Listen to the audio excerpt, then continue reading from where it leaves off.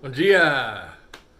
Today I want to talk about travel, in particular my travel experiences. I want to talk about what has been my worst travel experience, and of all of the countries that I visited in the world, what country would I not want to go back to? When I first started traveling in my very early 20s, back in the mid 1970s, ancient history, I remember I made that first grand trip to Europe, 6 months in Europe. I had two Eurail passes. In those days, you can get a 3 month Eurail pass. So I got two 3 month Eurail passes. I believe they don't offer them anymore. Not 3 months, not 3 month passes. Anyway, and I was really excited that I was collecting all of these countries. And in those days, I was young and inexperienced and foolish. I was into counting countries, counting the number of countries I had been to. And I remember being really impressed with myself after the trip that I had been to 12 countries.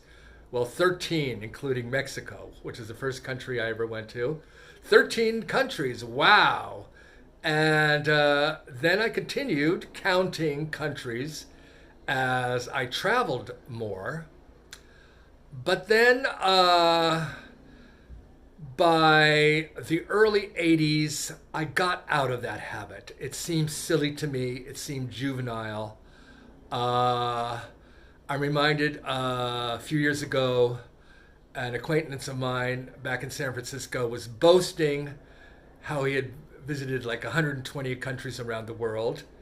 And he asked me how many countries I had visited, and I had to think for a moment, and I said, I don't know, about 60. And he kind of looked at me with a kind of pitying, condescending look.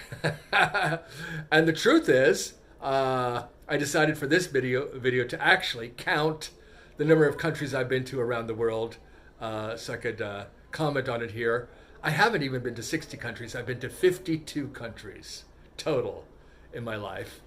And I guess what I want to say about that is quality, not quantity.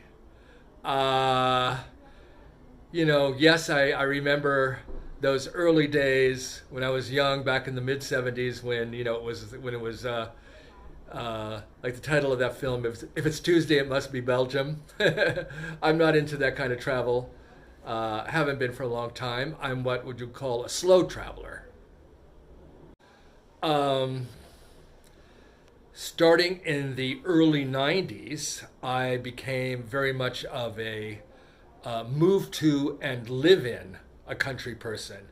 I spent most of the 90s traveling to, visiting, living in Mexico, and getting an in depth look at life in Mexico, and also learning to speak Spanish fluently. And I think that experience is far more valuable than jumping around the world collecting countries. And then, of course, the first decade of the 2000s, I spent traveling to, living in Brazil, where I am now again, and learning to speak Portuguese. So that's a good 20 years concentrating, focusing on two countries. Now, during and since that time, I have visited other countries, but my count is 52 countries, and in the rest of my lifetime, I may add another country or two or three or four, but I'm not in any kind of a race or countdown or competition to match or beat that acquaintance in San Francisco who boasted about his 120 countries. So, of the 52 countries I visited, are there any of them that I would not return to? Uh, Up until I visited this country I'm going to mention, no. I always said I would go back to any and every of the countries that I visited even those that I wouldn't consider that interesting, I always found something of value in a country and always said that I would go back. That is until I visited this country, and I don't remember the year, but I'm going to say it was roughly around 214. So that would be 10 years ago. And that country was the Dominican Republic. And I went there with enthusiasm. My first visit there, I had no preconceived notions. Now, I did not go to the Dominican Republic of all-inclusive resorts, which many people who go to the Dominican Republic experience that. No, I did not go to beach resort. I did not go to a beach town, an all-inclusive. No, I went to the capital city, Santo Domingo, because, you know, it's always my goal to see the real thing, whatever that is. So I spent a week in the capital, Santo Domingo, and I stayed in the old colonial center. And I stayed in a short-term rental apartment. It was a nice apartment off the main pedestrian street in the old colonial center. Anyway, I am a bit, I'm very much of an adventurous traveler. I don't let fears guide me or dominate my travel experience. And I decided that I wanted to visit this dive bar. I had read about it, I had heard about it, that it was a classic dive bar in old Santo Domingo that was frequented by a lot of, shall we say, interesting characters. So one night, I went out by myself, and this was in November, and there were like virtually no tourists in Santo Domingo. I didn't see any, surprisingly. The DR is known for tourism, but I didn't experience any of them, which is what I like.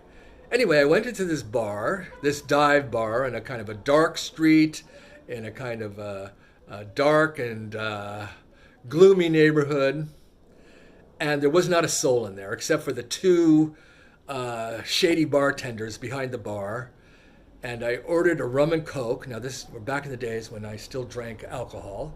Ordered a rum and coke and sat down at the bar. And stupidly, and the moral of this story is never let your guard down. Don't get overconfident. I figured at this point, you know, I had lived and worked in Mexico City.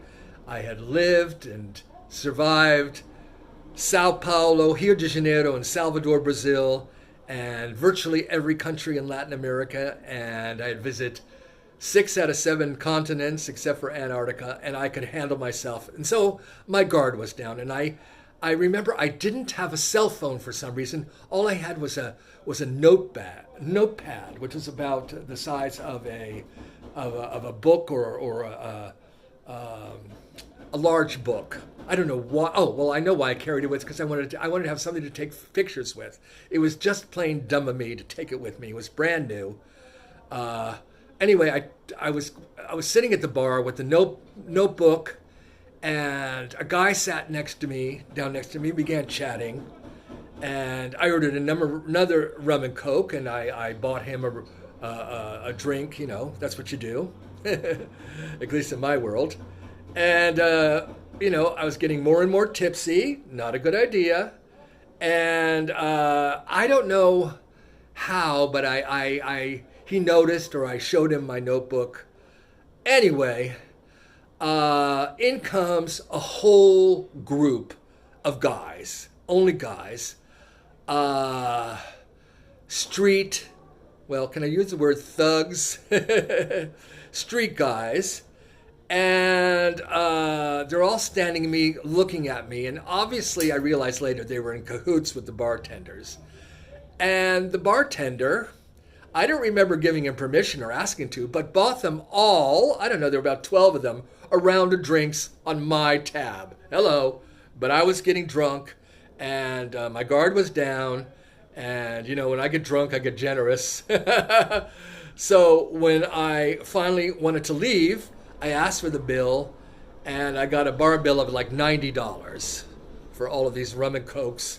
And it might not sound much in your, you know, United States, Canada, or Europe, but in the DR, it was a lot of money for a bar tab. Anyway, I paid it, and said goodbye to the two kind of sleazy underworld bartenders, and left. But my new friend at the bar came with me, and I was drunk at this point, and we went to another bar that he recommended and had a few more rum and cokes.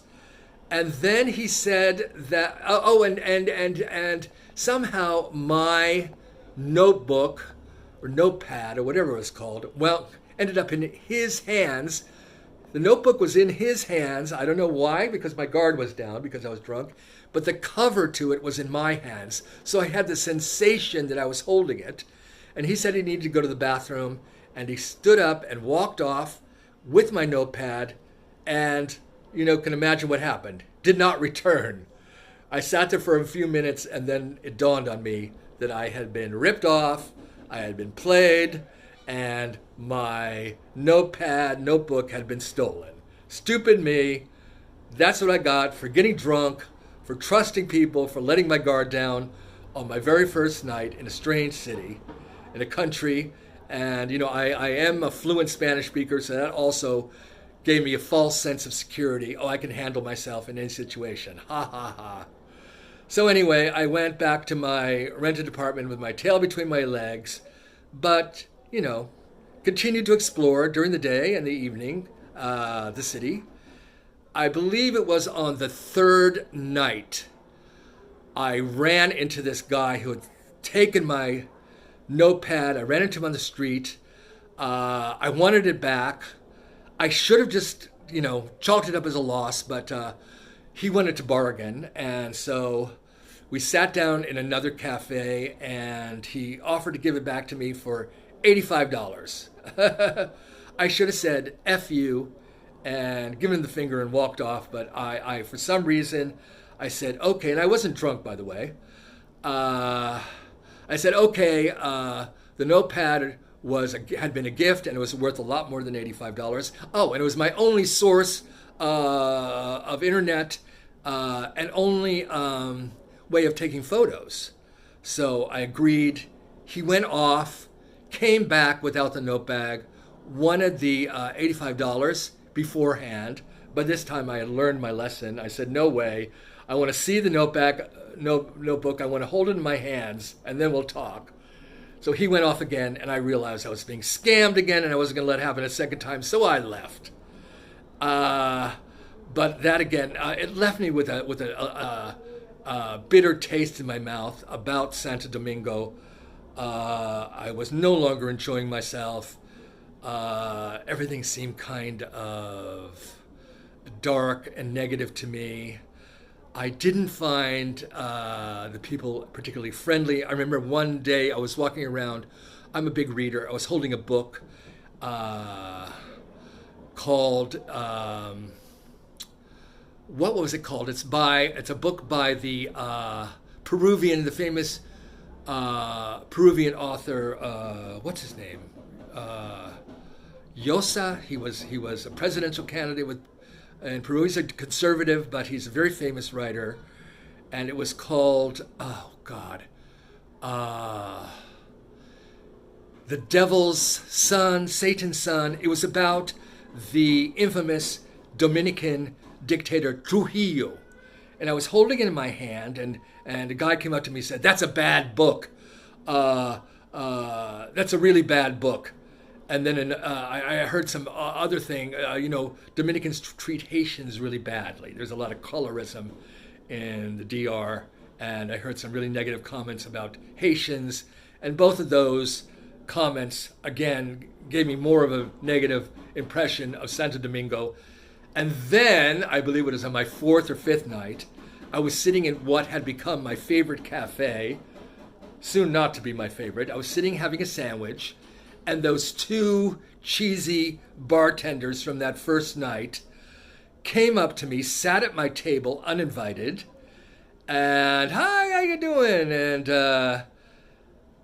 watched me while I finished my food, and then I wanted to get away from them. I asked for the check. The waiter brought me the check, and the check for a simple sandwich that would cost a few dollars was for, guess how much? $85. Obviously, they were all in cahoots somehow. I blanched when I saw the check. I didn't know how to respond, but I knew I was in a sticky situation. So I just paid the damn check of $85, stood up, and walked out, and they followed me out. Hey, you want to go out in the town with us? I said, nope. And I went back to my rented apartment, and for the last 2 days there in Santo Domingo, I had a very, very dark, negative, foreboding feeling about the city of Santo Domingo. I basically hated it at this point. Everybody was suspicious. Nothing was nice. Even the beautiful old colonial town didn't seem very nice to me. It was very empty in the evening. It seemed kind of sinister. And I went on the modern new subway system to the more modern parts of town. But even that seemed overly policed. I just did not like Santo Domingo. And I was very happy to finally get an Uber to the airport and sit in the lounge and get on my flight. And I was very happy to wave goodbye to the DR from the plane. Hasta la vista, baby, and I ain't coming back to this country. So that is the one country that I don't want to go back, and I don't mean to speak badly about the entire Dominican Republic, the entire country, or all Dominicanos. I have met and known many lovely, wonderful, nice Dominicanos in the United States. It was just my one bad experience. Now, I also had 3 bad experiences when I lived in Mexico with the police robbing me, coming to my school at gunpoint, emptying out the school, left me a bit traumatized. Yet I still love Mexico City. I still adore Mexico. It's still one of my favorite countries. So I can and you can have a bad experience and not end up never wanting to go back again. But that was my bad experience, travel experience, and the one country out of the 52 that I've been to that I have no desire to go back to. So anyway, that's my story for today. Thanks for joining me. I'll see you soon. Beijo. Ciao.